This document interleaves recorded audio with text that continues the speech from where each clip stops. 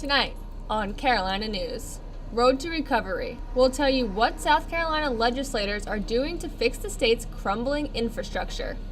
Back with a vengeance, former presidential candidate Mitt Romney took shots at Donald Trump today. Find out what he had to say and how the Donald reacted.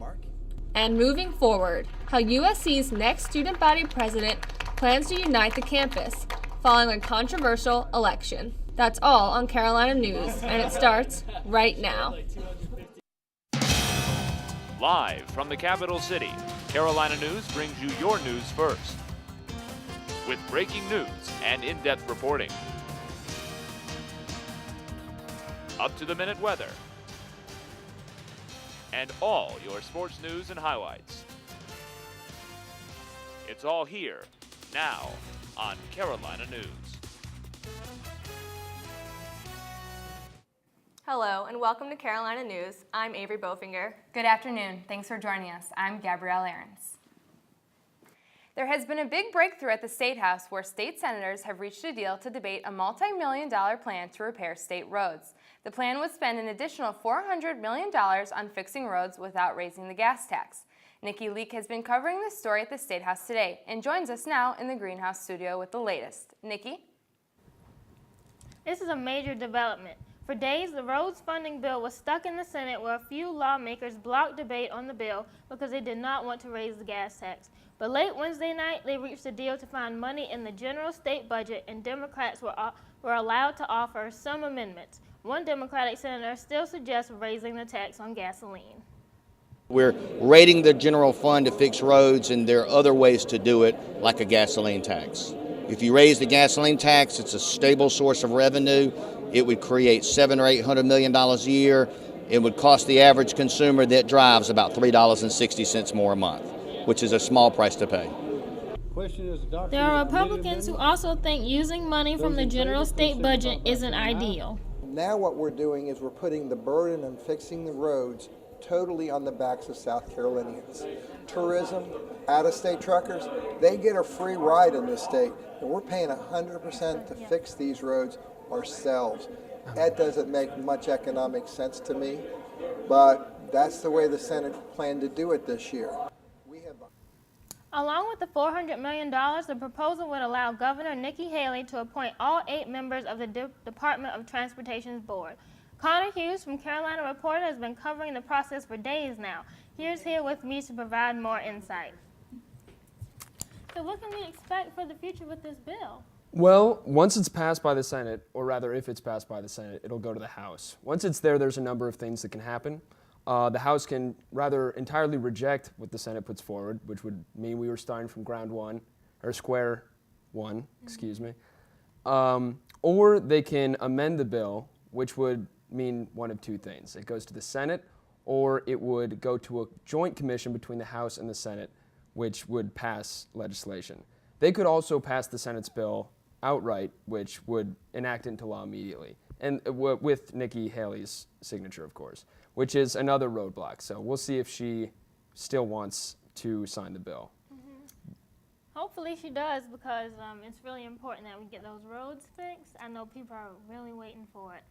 Yeah, it's a serious issue, and it's very contentious in the Senate right now. There's a lot of debate happening.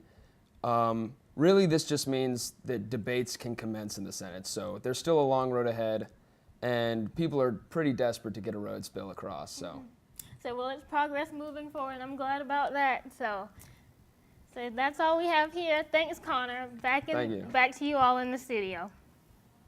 Thanks, Nikki. South Carolina Governor Nikki Haley is calling for the resignation of 2 government officials arrested on DUI charges in the past month.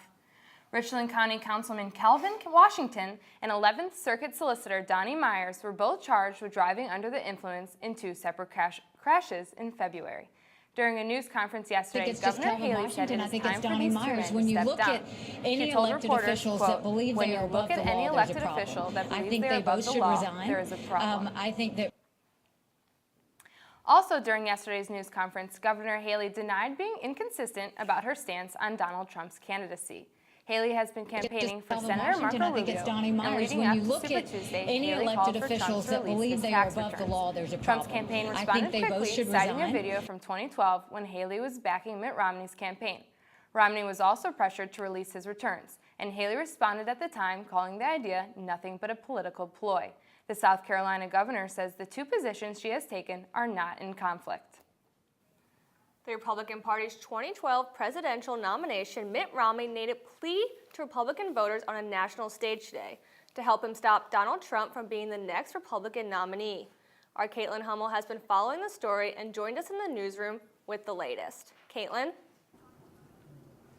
Mitt Romney slammed Donald Trump today in a high-profile speech just hours before the Republican frontrunner faces his rivals on the debate stage tonight in Detroit. After the two exchanged words on Twitter, Romney took his concerns to a national platform to urge Americans to make the right choices, and they do not include Donald Trump. They once were friends. Go out and get them. You can do it. Fast forward 4 years later, Donald Trump and Mitt Romney now have bad blood. The bullying, the greed, the showing off, the misogyny, the absurd third-grade theatrics. Romney was not shy to call Trump out in his speech and is leading what he calls the anti-Trump revolt. You know, we've long referred to him as the Donald. He's the only person in the entire country to whom we have added an article before his name, and it wasn't because he had attributes we admired. Donald Trump was quick to respond, calling a national press conference of his own, saying, I backed Mitt Romney. I backed him. You can see how loyal he is. He was begging for my endorsement. I could have said, Mitt, drop to your knees. He would have dropped to his knees. He was begging. Political expert Charles Bierbauer says the Republican Party is on edge. Difficult to say whether Romney can really rally the Republican Party behind him. At the same time, there's no question that there are components of the party establishment that are greatly disturbed, that they're going to lose the election because Trump is the potential nominee.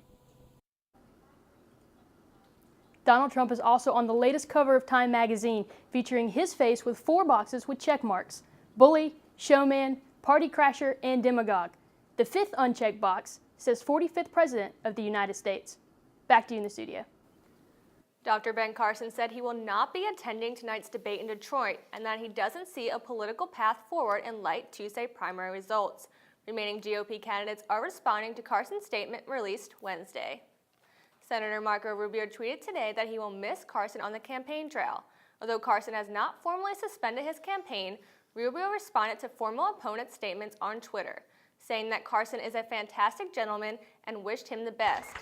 Republican candidates John Kasich and Ted Cruz also had positive comments to offer Ben Carson Wednesday. And his story is an American story that inspires, that lifts the spirit. And Ben's campaign touched millions, gave them hope, gave them inspiration. Carson said he will go into more detail at the Conservative Political Action Committee conference in National Harbor, Maryland tomorrow. We've had partly cloudy skies on campus all day. Our weather specialist Courtney Thornley is on the Horseshoe. Can we expect any sunshine for the weekend, Courtney? Unfortunately, we do have some clouds expected for the weekend, but temperatures will stay in the upper 60s. We can look forward to clear and sunny skies on Sunday. I'll tell you more coming up next.